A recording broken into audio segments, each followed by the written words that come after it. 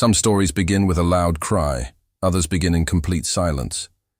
This one began in the cold shadow of a hospital wall, when a man who had everything witnessed something that changed everything. A baby left behind, a mother vanishing into the night, and a millionaire who could have walked away, but didn't. What started as a moment of helplessness became a quiet mission of healing, redemption, and love that asked for nothing in return. But before we begin, where are you watching this story from? Drop your city or country in the comments. Let's see how far this moment can reach. Now, let's begin. The cold came early that year. Autumn had barely begun to paint the trees in gold and rust, and already the wind swept through the alley behind St. Hilara's hospital with a bite. Most people wouldn't be caught walking there at night. The service path was narrow and dim, with dumpsters lining one wall and the hum of generators filling the silence. But Jack never minded places like that. He often walked where others wouldn't. For him, the back entrance said more about a place than the polished marble lobby ever could. Jack Montgomery was a man people noticed, or at least they noticed his empire. CEO of one of the largest private healthcare networks in the country, he owned more buildings with his name on them than he cared to count. Yet few knew he had a habit, visiting his hospitals without warning. No PR team, no camera crew, just a man in a dark overcoat, arriving unannounced. He said it helped him see things as they really were. That night, it wasn't inspection that brought him there. It was something quieter, restlessness perhaps, a feeling he couldn't name.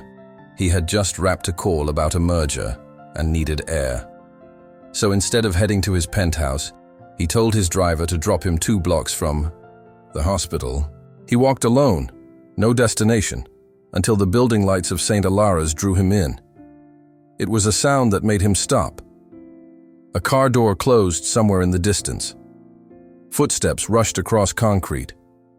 Then silence again, the kind that presses on the chest. As he turned a corner behind the hospital, he saw her, a woman, young, long blonde hair tied back hastily. She stood in the faint glow of a security light, hunched over something at the base of the back door. For a moment, Jack thought she was hurt, but then she bent down, kissed something in her arms, and slowly, shakily, placed it on the ground. She stood still for a beat, her hand hovering in the air as if frozen between staying and leaving. Then she turned and walked away. No panic, no screaming, just a hurried pace swallowed by the dark. Jack remained rooted in place, heart pounding. It took him a second to register what she had left behind. A blanket, a soft beige bundle. He stepped forward, drawn by instinct, and knelt beside it. The baby was tiny, his face barely visible beneath the folds of fabric, his breath shallow and quick. His cheeks were red from the cold, and as Jack leaned in, the baby stirred, a whimper escaping his lips like a small, broken cry. Jack lifted him carefully. The weight was barely there, and yet it changed everything. He didn't think. He just moved. Cradling the child against his chest, shielding him from the wind, Jack strode through the service doors, startling a night shift nurse as he burst into the hallway. There was motion, alert tones, hands reaching, blankets warming. The baby was taken quickly, assessed and cared for, but Jack didn't leave. He stood in the hallway long after the chaos settled, his coat still open, his hands still cold, watching the doors, hoping, or perhaps fearing, that she would return. But she didn't. Hours passed. A nurse offered him coffee. Another asked if he was a relative. He shook his head. The questions didn't matter. All that mattered was that moment, the one where a woman placed her child on the ground and walked away, and that he had seen it. Jack wasn't sure what held him there. Maybe guilt, maybe fate, or maybe it was something older, something buried beneath years of boardrooms and ledgers, a memory of a different kind of loss. He couldn't be sure. He returned to his hotel that night, but he didn't sleep. The image stayed with him. The shape of her silhouette, the trembling of her hands, the way she looked over her shoulder just once before vanishing. In the morning, he called his assistant and canceled all his meetings. He had no plan, no clear reason, just a growing sense that something unfinished had begun. He returned to the hospital, alone again, walked the halls like a man searching for something he didn't know he'd lost. Through the glass of the neonatal unit, he spotted the baby again, newly bathed, swaddled tight, eyes closed in peaceful slumber. There was a name on the clipboard beside the crib: Noah, abandoned at hospital. Intake pending, no parents listed, no contact, no explanation. Jack stared at the name for a long time. It meant rest, he remembered, or comfort. He wasn't sure if the irony made him angry or sad. He asked questions, quietly, discreetly. The nurses said Child Protective Services had been notified. The boy would be placed in emergency foster care within days. Jack nodded, but something in him resisted the idea of Noah becoming just another file, another sad story in a system too full of them. The thought of that tiny cry, so soft, so helpless, echoed in his mind. That night, as the sun dipped below the horizon, Jack walked the alley again. Not out of curiosity this time, but out of a need he didn't fully understand. He stood where the woman had knelt. The same cold wind brushed his face. The light flickered overhead. The spot was empty now, but he felt the weight of it. A choice had been made here, a final, desperate one. He looked out toward the street, as if she might reappear, as if she, too, had been walking this whole time, aching with regret. But again, she did not return. So Jack did what he always did when the world didn't make sense. He made a decision. The morning after he stood again in the alley, Jack awoke before dawn. He hadn't slept much. Sleep had become a shallow thing since that night, light and restless, like a surface he couldn't quite break through. But something else stirred. Beneath the fatigue now, a pull, not just curiosity, but a sense of responsibility that pressed on his chest like a weight he didn't ask for and couldn't ignore. He returned to the hospital for the third day in a row, slipping through, the front doors in a tailored coat that still carried the scent of cold concrete and November wind. Nobody stopped him, not because of who he was, but because of how quietly he moved, like a man with a purpose no one could quite define. The nursery sat behind a set of thick glass panels, decorated with gentle murals and warm lighting meant to soothe. Inside, Noah slept soundly in a plastic bassinet, his chest rising and falling in slow rhythm beneath a soft white blanket. Jack stood on the other side of the glass, his hands in his pockets, his face unreadable. He didn't know what. He was looking for reassurance maybe, or answers. But what he found was something simpler. Noah was alive, safe, warm. And even though he would never remember the moment Jack had scooped him up from the cold, Jack would never forget it. That fragile weight in his arms, that broken cry in the shadows, that decision made by a woman with no other choice. Jack could have walked away, told himself he had done enough. After all, he wasn't a doctor, not a rescuer, not a father, but still, he stayed. He sat in the waiting lounge across the hall, watching nurses come and go, watching parents pass by with balloons and flowers and soft laughter. He watched without envy, without bitterness, just a quiet, aching distance. The kind that creeps in when you realize you have everything except the things that matter. No one knew he'd seen her. No one else had stood in that alley.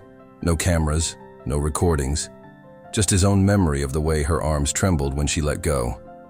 He thought about that moment often, replayed it in his mind like an unfinished song. By the fourth visit, a nurse approached him, politely, carefully. She asked if he had any relation to the infant.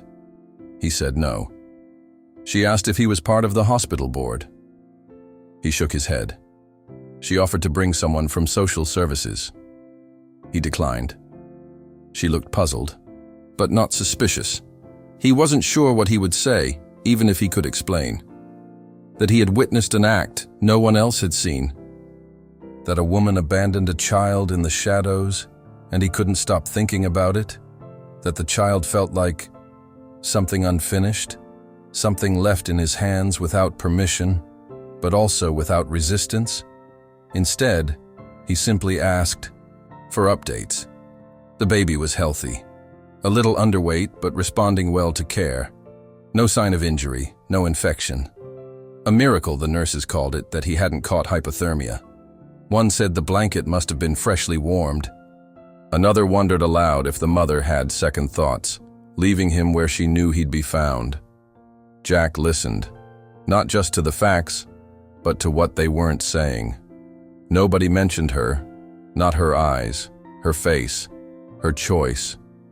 To the world, she had vanished. But to Jack, she remained vivid, alive in memory and movement, like a figure burned into film. On the 5th day, something changed. As Jack was leaving, a nurse rushed after him. She held a small cloth bracelet in her hand, frayed and pale pink. She explained that it had been found tucked inside the baby's blanket. A homemade ID tag, the kind stitched by hand in hospital waiting rooms or quiet kitchens. Tiny cursive. Letters spelled out one word. Linda. No last name, no hospital number. Just a name. Jack stared at the threadbare fabric for a long time. It wasn't proof. It wasn't much. But it was something. It meant she hadn't truly let go, not completely. It meant part of her still wanted to be found, or remembered, and suddenly the weight on his chest became something else. Purpose. Direction. He returned to his office that evening, something he hadn't done since the night in the alley. The city skyline blinked back at him from behind tinted glass, indifferent to his absence. But Jack no longer felt like he belonged there. He sat at his desk and opened his laptop. No board meetings, no quarterly forecasts, just a single search. And a name. He didn't know what he was looking for, but he knew he couldn't stop now, because someone had placed their child in the world with nothing but a name wrapped around his leg. And Jack had been the only witness. And because, now, every time he closed his eyes, all he could see was the woman who walked away. Jack didn't sleep much in the days that followed. His thoughts were no longer occupied by numbers or mergers or investment reports. Instead, they drifted constantly back to the name stitched into that bracelet. Linda. Just 5 letters. Frayed at the edges, but they changed everything. He began his search the way only a man like him could. Quietly, thoroughly, with reach that stretched beyond red tape and protocol. He didn't notify child services, didn't go to the police.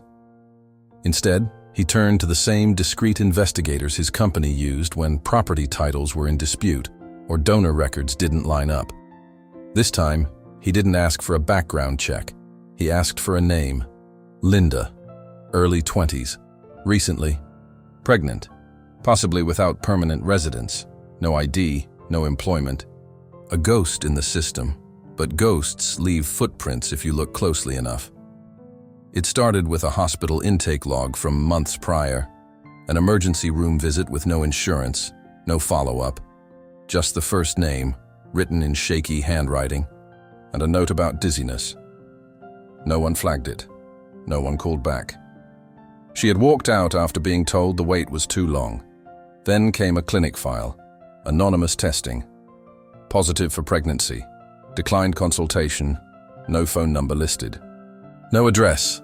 Jack traced her through shadows and gaps, shelters, temporary housing lists, church-run food pantries. All disconnected, disjointed, until he found a name that matched, barely legible, on a volunteer sign-in sheet for donated clothing at a women's center 2 cities away. She had written it herself. Not printed, a rushed scrawl. But it was. Her from there, it unraveled faster. She had stayed in a shelter under a false name. Emily. She worked a few shifts cleaning apartments through a day labor service, then vanished again. No record of a lease, no bank account. Just movement, constant, quiet, desperate. On the 7th day, Jack received a photograph. It had been taken from a respectful distance. No invasion, just confirmation. The image showed her walking out of a side entrance of a women's shelter, arms wrapped tightly around herself, her long blonde hair now darker with grime, her coat too thin, her face drawn with exhaustion. But it was her, the same woman he had seen that night in the alley. No doubt. She was alive.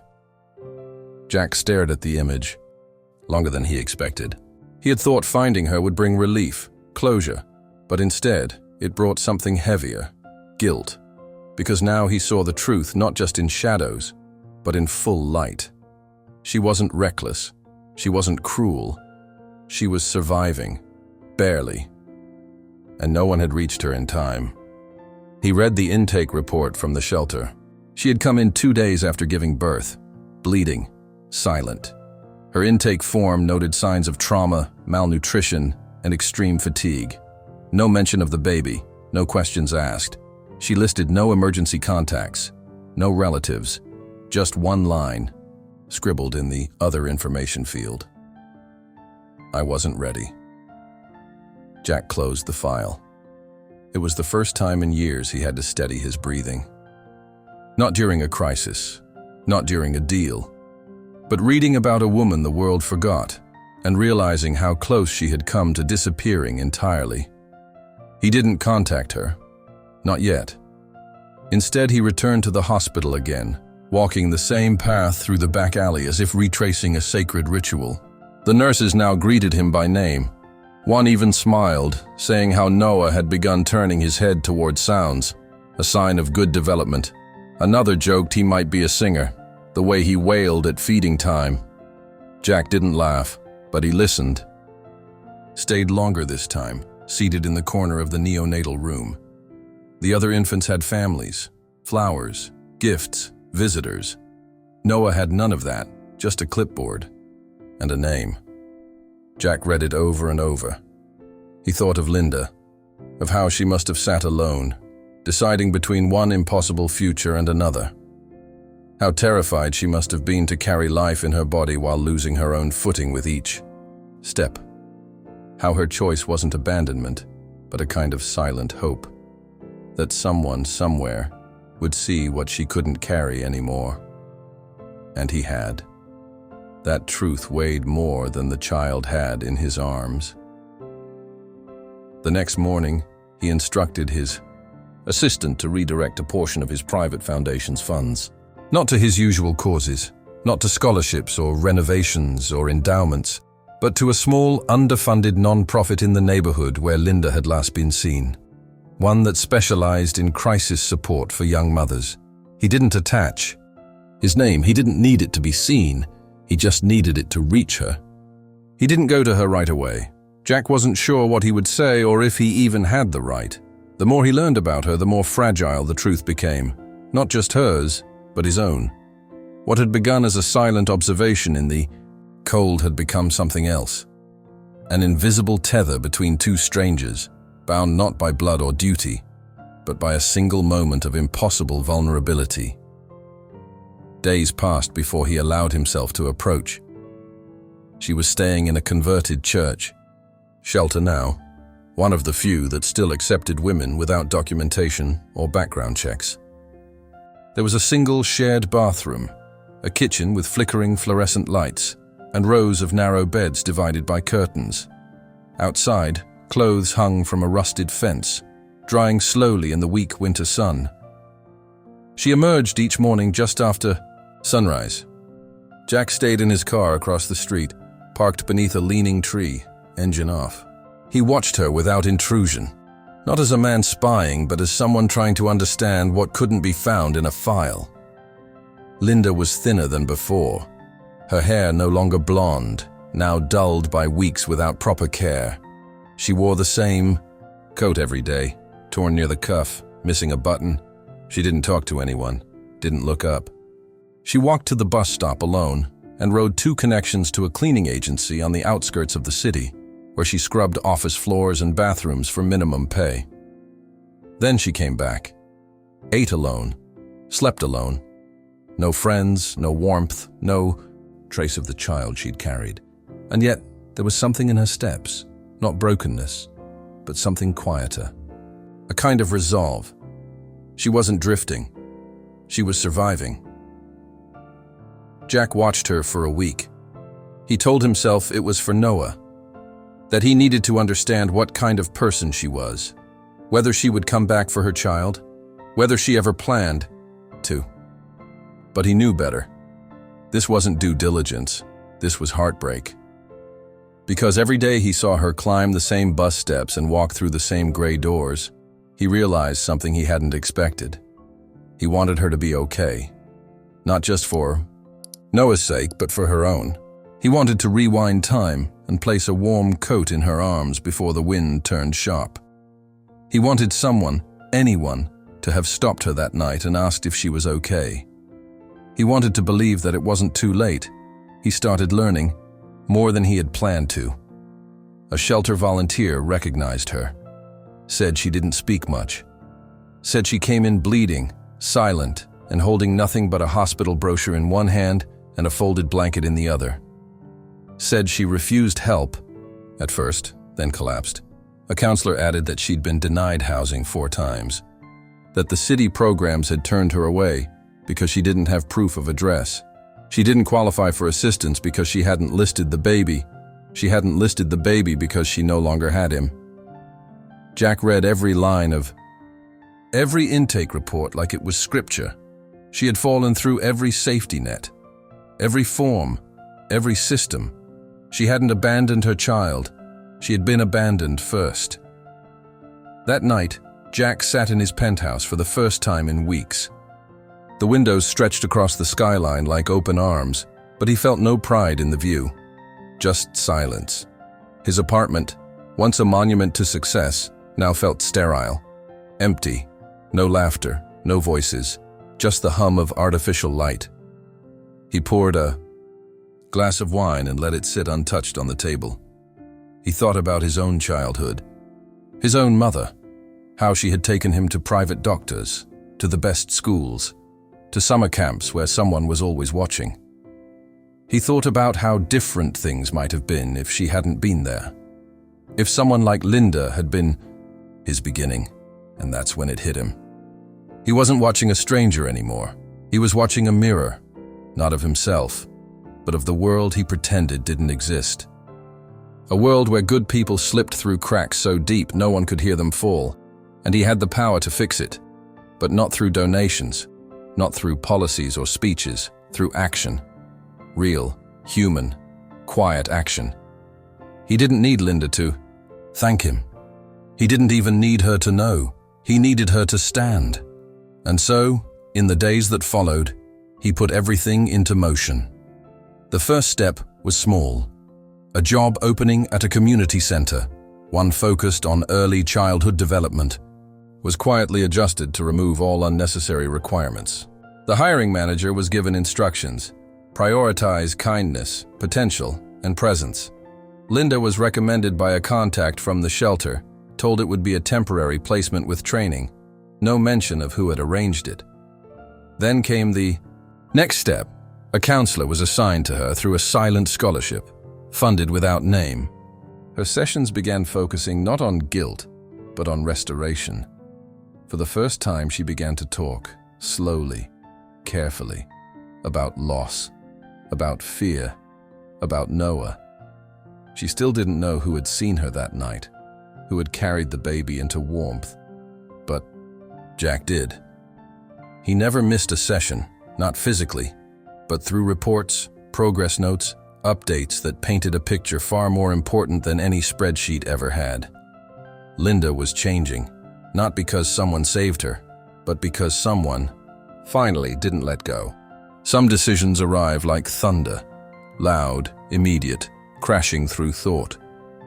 Others arrive like rain, slow, steady, seeping into the cracks you didn't know were there.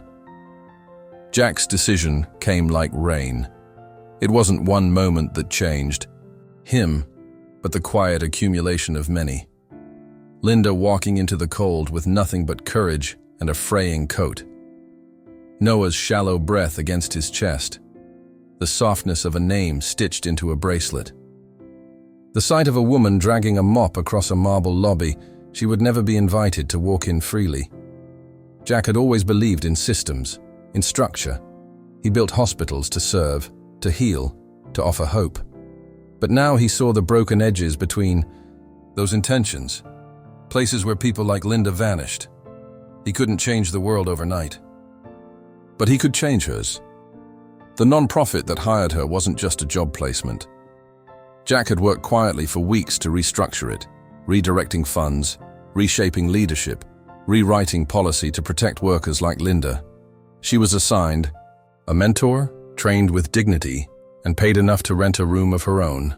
She still walked the same streets, rode the same buses, but she no longer had to hide, and she smiled, not wide or often, but differently. As if something long frozen was beginning to thaw. Jack saw it in photos, candid snapshots shared by the eye, staff at the center, Linda helping a group of toddlers stack blocks, holding their tiny hands as they tried finger paint, tying a shoe with patient fingers. No one there knew her story. They didn't know she had once left her own child behind a hospital. They didn't need to. What mattered now was who she was becoming. But that wasn't enough. Jack couldn't stop thinking about Noah. The way he turned toward voices now. The way he held onto fingers longer than most babies did, as if afraid they'd let go. He had become something more than a symbol, more than a name on a clipboard. He was a child growing without context, healing without history, and Jack couldn't allow him to disappear into the system. So he took the next step. He contacted the hospital's legal department anonymously and began navigating the complex terrain of foster care permissions. Not as an adoptive parent, not yet. That wasn't his role, not in this story, but as a guardian of sorts, a private sponsor, someone with means and motivation. The child, they said, had no family claims.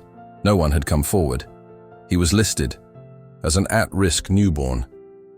That status made the process simpler, and yet Jack felt no relief, only a deeper sadness that such terms even existed.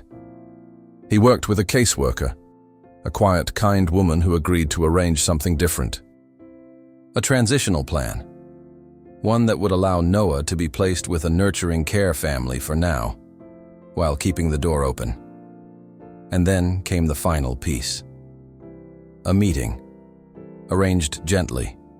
No pressure, just a conversation. Linda walked into the room, slowly. Her hands trembled slightly, the way they had in the alley that night. But she was cleaner now, stronger. The air around her had changed. She didn't know who had arranged it, only that someone believed she was ready. And when the social worker placed Noah in her arms, she didn't cry right away. She held him in silence. He was heavier now, his skin warmer, his breath steady. He blinked up at her without recognition, but without fear. She looked down and whispered something no one else could hear. Jack watched from behind a glass partition hidden from view. He didn't need her to see him, didn't want her to. This moment wasn't his. It was hers. He stayed until the session ended, watched as Linda kissed her son's forehead, reluctantly handing him back to the care worker. Not forever, just for now. There would be more meetings, more visits, more steps. But something had shifted. No longer strangers orbiting each other in silence, they were now bound by the same thread: redemption.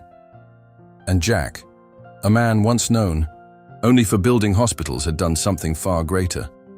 He had built a bridge no one else had bothered to cross, one that led from despair to dignity. Time passed, but Jack returned often, not to boardrooms or conferences, not to gala dinners or hospital inaugurations.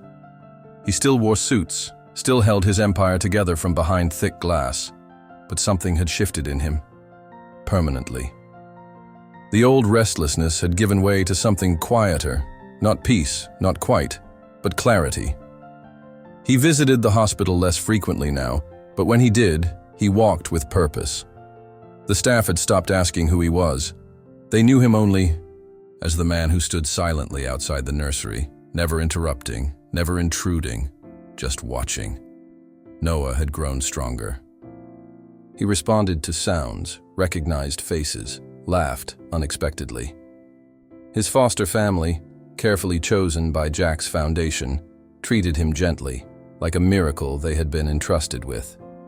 They didn't know all the details, just that the child came with support, an invisible protection that never asked for credit. Jack still reviewed reports. Not business summaries, but developmental updates, milestones, photos, scribbled notes from caseworkers. Noah had begun crawling, then walking. He liked music boxes. He cried when hungry, but calmed quickly when held. His laugh, one note said, was small and sudden, like a hiccup trying to become a song. Jack read that line twice. Meanwhile, Linda had changed too. She had moved out of the shelter, into a small apartment with yellow curtains and chipped floor tiles. It wasn't much, but it was hers. Her hours at the childcare center were full-time now. She had begun writing again, small things, reflections, fragments of thought, in a notebook she kept in her purse. She had earned the trust of the center director, who often left her in charge of the youngest group. Toddlers clung to her like they sensed something unspoken, someone who had once known what it felt like to be left, and who now promised never to do the same. The visits with Noah continued, once a week at first, then more. She brought a stuffed giraffe once, hand-sewn from donated fabric, and Noah clutched it with both hands. Another time she sang to him softly, rocking him in rhythm with the ticking clock on the wall. Each visit stitched something back into her, slowly, carefully, not as a mother reclaiming a title, but as a woman rebuilding a bond from silence. And through it all, Jack stayed in the background, watching, not interfering. He had no need to claim a role in their story. He had never expected to become part of it, but he understood now that some of the most important chapters in a life are shaped by those who remain unseen. He visited the community center once, quietly, unannounced, not as a CEO, just a man in a coat, walking the same hallways Linda passed each morning. He stood at a distance watching her gently guide a child's hand over a puzzle piece. She laughed when the piece fit. Not a loud laugh, but real. Jack smiled, and then he left. He didn't go back. Not because he didn't care, but because it wasn't his moment anymore. He had done what he came to do. Help had been given. A future had been returned. A child, once left in the cold, now slept safely in a crib, warmed by love, not charity. A mother, once lost, had found her place, not by being saved, but by being seen. Jack continued his life. He traveled, built, gave, but never told this story, not at dinners, not in interviews, not even to those closest to him, because it wasn't about him. It was about a woman who thought she had no choices left, and a man who chose to do something when no one was watching. Sometimes, the greatest acts leave no signature, only echoes. And somewhere in a quiet room, lit by afternoon sun and the scent of warm blankets, a boy with soft blonde curls giggled in, his sleep unaware of how close he had come to being forgotten and forever held, even if he never knew by whom. Thank you for spending these minutes with us. Some stories stay loud, others whisper. But the quiet ones often carry the deepest truths. This one reminded us that sometimes all it takes is a single act, unseen, unnamed, to change the entire course of someone's life. If this story moved you in any way, consider subscribing.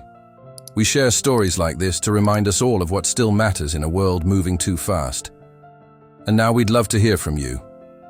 What would you have done if you had seen what Jack saw that night? Scroll down and share your thoughts in the comments. Your voice matters. See you in the next one.